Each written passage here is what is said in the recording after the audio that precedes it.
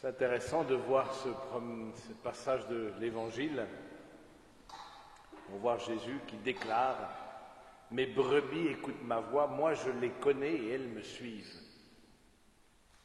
Parmi les passages les plus touchants de l'Évangile, il y a ces passages où Jésus appelle. Vous le savez, aujourd'hui nous sommes 4e dimanche de Pâques et nous sommes invités à prier pour les vocations. Jésus appelle, ça veut dire que Dieu appelle à travers le Christ, il appelle à le suivre, il appelle à collaborer avec lui au mystère du salut, au mystère de l'amour de Dieu qui se répand. Mais comme il est important de savoir que pour répondre à l'appel de Dieu, c'est d'abord écouter la parole de Dieu. Mes brebis écoutent ma voix. Répondre à un appel, et il y a plusieurs formes d'appel qu'un baptisé peut entendre. Déjà, le premier appel, on ne peut pas dire qu'il peut entendre, mais nous le voyons comme un appel, c'est l'appel à vivre, l'appel à donner la vie. C'est le premier appel. On a été appelé par grâce à vivre sur cette terre. Et c'est une des raisons pour lesquelles, on voit combien l'Église bataille pour défendre la dignité de la vie humaine, de la conception jusqu'à la mort naturelle. Mais après la vie, d'autres appels sont lancés. L'appel à faire le bien. L'appel à faire le bien. Et ça, je pense que de ce côté-là, cet appel à faire le bien, c'est-à-dire à collaborer avec le Christ à cet grand désir d'amour et ce grand désir de salut pour tous les hommes.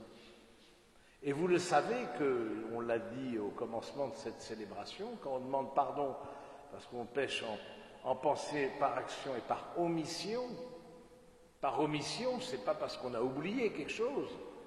Par omission, c'est qu'on a vu un bien à faire, mais ça nous a fatigués, ça nous a pas intéressés, ça nous a saoulés, disons-le simplement.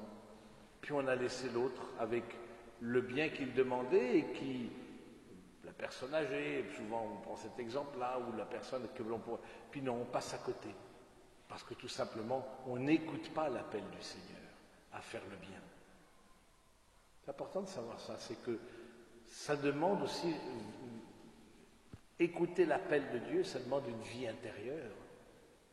Ça demande de savoir que Dieu frappe à la porte de mon cœur comme il a frappé à la porte du cœur d'hommes et femmes dans l'Évangile.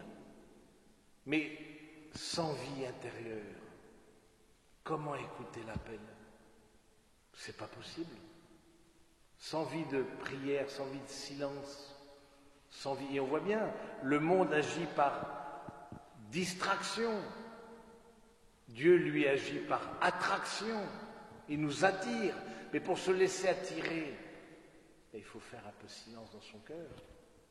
D'où l'importance de la messe dominicale qui est, pour beaucoup, le temps de silence qui vous est offert dans votre semaine pour écouter l'appel de Dieu. Donc l'appel à faire le bien, je trouve, c'est vraiment cet appel-là, et on peut prier pour que des personnes se lèvent, des hommes et des femmes, c'est une vraie vocation qui veut rayonner de la communion de Dieu autour d'eux, qui veulent rayonner de l'amour de Dieu autour d'eux, et ils sentent que cet appel-là à faire le bien peut engager toute leur vie. Et c'est vrai que pour nous, comme religieux, comme prêtres, c'est aussi ça qui nous a touchés au départ, dans notre propre désir. C'est quoi la différence entre l'appel à la vie matrimoniale, qui concerne le plus grand nombre, et puis l'appel à la vie consacrée, sacerdotale? C'est que dans les deux cas, on est appelé à faire le bien. Mais dans le cas de la vie consacrée, sacerdotale, c'est un bien universel. C'est-à-dire qu'on renonce à un bien, grand bien, qui est le bien du mariage, de fonder une famille, pour l'amour de tous. Les deux sont des vocations à l'amour, vous le savez, mais c'est un amour universel. Alors que dans le cas de la vie matrimoniale, familiale, c'est un amour privilégié. C'est pas un amour exclusif, c'est pas que ma famille et les autres, je ne veux pas les voir. C'est un amour privilégié. Là, je me dois de façon particulière auprès de mon époux, de mon épouse, mes enfants, mes petits-enfants, tout dépend de l'état, de l'âge dans lequel vous êtes, etc. Je me dois de façon particulière. Et c'est là ma manière de suivre le Christ. Alors que dans une vie offerte au Seigneur, dans le célibat consacré ou la vie sacerdotale, il y a cet appel à faire le bien, mais quelque part qui concerne tous, d'être comme une humanité de surcroît, une humanité gratuite, offerte aux autres, disponible aux autres, donnée aux autres. Alors c'est vrai que aujourd'hui on le voit bien, que ce soit l'appel à fonder une famille selon l'Évangile, que ce soit l'appel à répondre à une consécration au Seigneur, eh bien on voit bien que c'est compliqué. On voit bien que c'est compliqué pour un certain nombre de jeunes, pour la raison que je vous ai exposée au début, le manque de vie spirituelle. Et puis derrière ça, on n'a pas peut-être assez intégré la culture de l'appel. C'est-à-dire qu'on n'a peut-être pas assez intégré le fait que Dieu aussi avait besoin de moi. Avait besoin, c'est excessif, veut avoir besoin de moi. Et puis du coup, on relâche, on délègue à d'autres, on ne se sent pas concerné. Cette forme d'égoïsme qui fait qu'on ne se sent pas concerné par le bien à faire. Vous savez que Jean-Paul II, comment est-ce qu'il a été appelé à la vie sacerdotale? Bien, il l'a raconté lui-même, il avait un vieux prêtre dans sa paroisse, puis un jour ce vieux prêtre décède. Et il s'est posé la question, mais qui va le remplacer? Qui? Et du coup, intérieurement, comme dans Isaïe, envoie-moi Seigneur. Il s'est senti appelé, là, par le manque appelle. Nous avions à l'abbaye d'Ourscan, il y a 2 semaines, une centaine de jeunes professionnels réunis en forum, et une des intervenantes, 26 ans, qui parlait devant tous en plénière, s'est sentie aussi appelée, elle. Elle était à l'arrière de la voiture familiale, dans ces interminables trajets qu'on prend pour revenir à la maison après avoir visité une tante, un oncle un peu éloigné, puis elle regardait par la fenêtre, elle avait 12 ans. Aujourd'hui, elle en a 26. Et elle se disait, ce patrimoine de France, tout ce qu'est la France, qui va le transmettre? Et après de très brillantes études, eh bien, elle se lance en politique. Elle s'est sentie appelée. Oui, il y a des gens,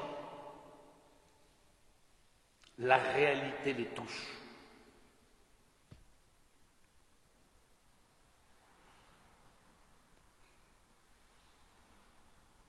D'autres pas.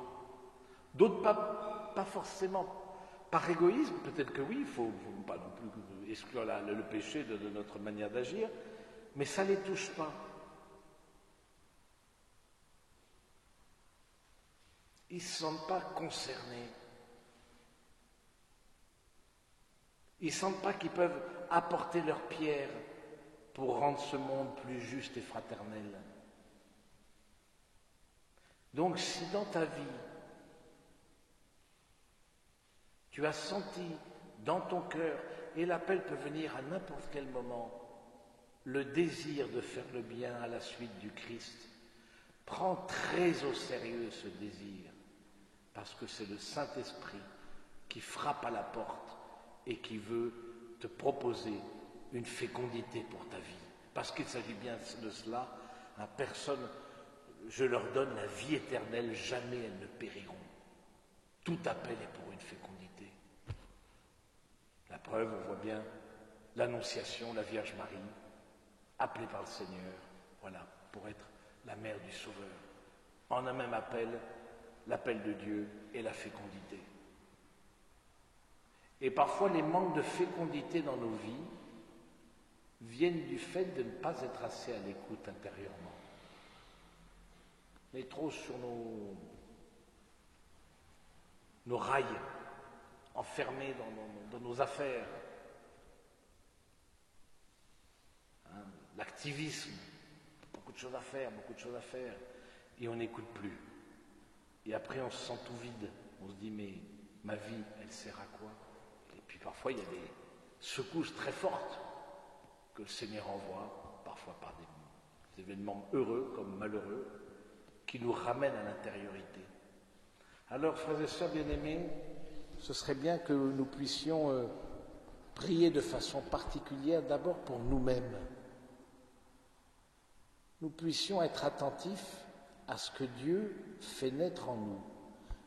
C'est ce qu'on appelle l'émotion du Saint-Esprit. Ayons assez de foi pour croire qu'il frappe à notre porte. Ayons assez de confiance pour nous mettre à sa suite. Là où il nous appellera, ensuite il y a des appels dans la vie professionnelle, on ne peut pas tout décliner, des appels dans la vie, je vais parler politique, dans la vie, les grands états de vie, hein, le mariage et la vie sacerdotale, religieuse, parce que la vie elle est faite pour être donnée à quelqu'un, à une personne, qu'elle soit humaine ou divine. Donc demandons être peut-être davantage, prions pour nous-mêmes. Prions pour avoir le courage.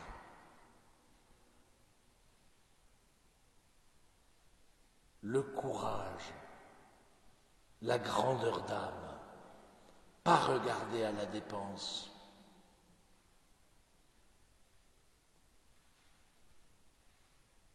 On n'en parle pas beaucoup du courage, parce que tout appel, d'une manière ou d'une autre, nous fera rencontrer la croix du Christ. L'éducation n'est pas chose facile, et les parents le savent que trop bien. La vie de couple n'est pas chose facile. La vie matrimoniale, la vie consacrée n'est pas chose facile. Il y a toujours un combat à livrer. Mais demandons le courage.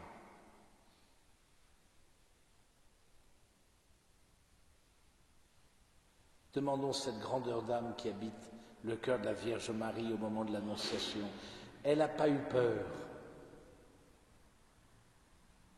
Parce qu'elle savait que c'était le Seigneur qui travaillait son cœur. En même temps qu'on demande le courage, on demande la force d'aller jusqu'au bout. C'est encore autre chose. Parfois, certains commencent et ne vont pas jusqu'au bout de l'appel que le Seigneur, parce qu'ils se découragent, parce qu'ils ont peur, parce qu'ils ne se sentent pas capables, parce que ça demande des choses qui sont différentes de ce qu'ils avaient prévu au départ. Jusqu'au bout. L'amour du Christ est un amour jusqu'au bout. Alors là, oui, notre vie, elle portera du fruit. Parce qu'on sentira que dans notre appel, il y en a tant et tant qui sont portés. Un appel, c'est personnel, bien sûr, mais c'est jamais solitaire. Rien dans l'Église n'est solitaire. On engage, on embarque les autres dans son appel et dans ses réponses, comme aussi dans ses manques de réponse. Alors, à l'exemple du bon pasteur qui donne sa vie pour ses brebis, demandons au Seigneur Jésus qu'il nous appelle des ténèbres à son admirable lumière.